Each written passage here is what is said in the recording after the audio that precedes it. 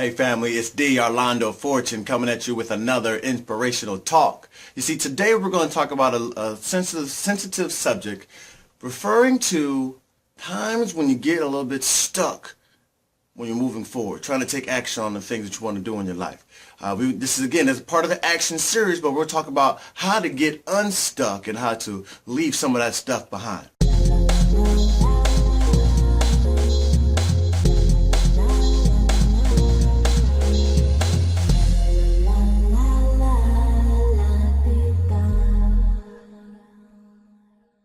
Okay, so you've been moving forward, you've been taking action, you've been focusing on some real activity, some real growth. You're reading, you're experiencing some new things, you're associating with better people, you're starting to listen to some audios or some programs, go to some seminars.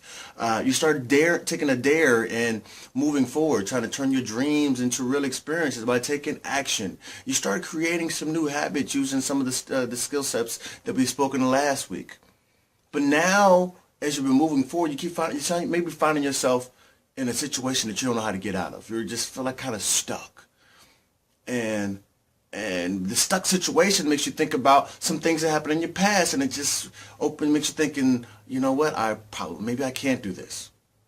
I understand. I've been there before. So I'm going to talk about two little stories dealing with my daughter. I like talking about my daughter, right? So the other day, I'm laying on the bed, and I'm reading a book, just enjoying this new book that I was reading. And my daughter, she's crawling across me, she's bouncing up and down on me, just having a good old time, right? And she's trying to reach across my body and pick up a toy that's on the other side of me. She finally gives up on that because she can't reach it, so she just starts trying to find another way around me. And as she gets down towards my legs, the way my legs are situated, I had my knees kind of up, and she fell down between my legs. And when she fell down in there, she fell head first, right? So her feet were up in the air, and she's just kicking and trying to figure out how to get out of it. Again, we're on the bed, so there's nothing happened to her. But she had her feet up in there, she's kicking, she's trying to figure out how to get out of there. And I'm not immediately trying to help her. I'm like, figure it out, right? I just wanted to try to figure out, how to help herself, right? And she's just kicking and throwing the arms and flailing, so I kind of push one leg up a little bit, try to help her, and let her brace up against my leg so she can try to push herself over. She starts trying to kick and kick and kick, and it's still not working, so I push the other leg, so maybe she can use both legs to try to push herself over. She's still not able to figure out how to get over. And again, she's like 7 months old at this point.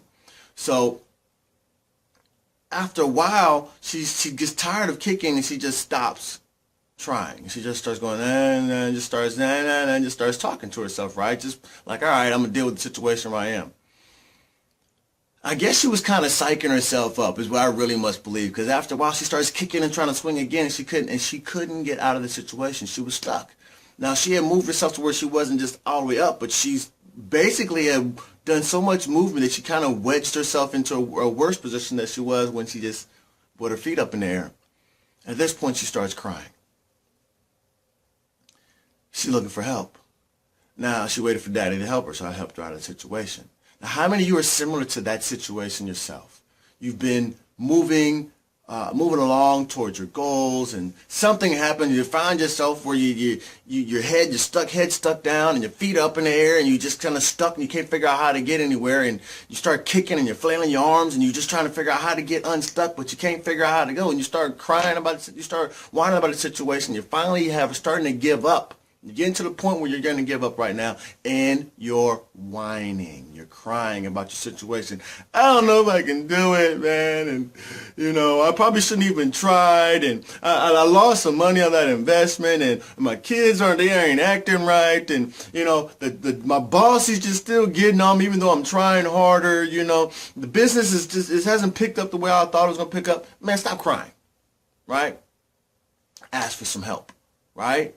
That's what we're talking about. Moving forward, helping us get out, get stuck, unstuck. Okay? Yeah. Don't beat on my daughter. She's looking for someone to just save her at that point, right? But you being a mature adult that you are, intelligent, inspired adult that you are, look for the solution. And if you cannot find the solutions that you can do yourself, you must find a mentor. We talked about being able to have somebody to bounce ideas off, somebody who's been in your position, where you want to go, whoever to do the things that you want to do. You have to ask them for some help. Even if that means sending me an email or responding to this video with some questions for yourself, I would respond to you privately. Here's the second situation. Now, I'm going to change my daughter also. On the end of the bed, I lay this little towel out right there, and I'm going to set everything out, put my Pampers, that new pamper, and the wet wipes, and the baby powder, all that stuff laid out, right? So when I take her diaper, the dirty diaper off, I roll it up and I set it over to the side, because I don't have a dirty diaper being in the bedroom, so I set it on the side. And as I'm changing her diaper, she, for whatever reason, she looks up, she sees it. She starts trying to reach up for it, and I'm saying, no! So she'll look at me like, what? And then I'll go to continue, start changing the diaper wiper now wherever I am in the process. And she starts reaching back up there again, and she's looking at me at the corner of her eye. I'm like, no! And she gets upset. She starts frowning her face up. I'm like, no, you can't touch the dirty diaper. And then I go back to changing the diaper, and she reaches up again. She's constantly trying to reach back up into that dirty diaper. Now, what do I mean by this? Some of you are stuck in your situations and you're thinking about past mess that's gone on, and you're reaching back into it, trying to figure out to get back into some old mess that you've been through. You've already come through. You've already surpassed. Stop reaching back into the past, looking for things that have been messed up, that didn't work out, for excuse for the reason why you can't move forward. No, don't do it. I'm telling you, no. Picture me smacking your head and say, no. Don't stop reaching back in the mess looking for excuses or reason to go back. Okay? So there's just two little stories I want to leave you with right there, but I want you to develop the skill of selective amnesia. What do I mean by selective amnesia? Some of you men out there know exactly what I'm talking about when you conveniently forget to do some of the things that our significant other asks us to do.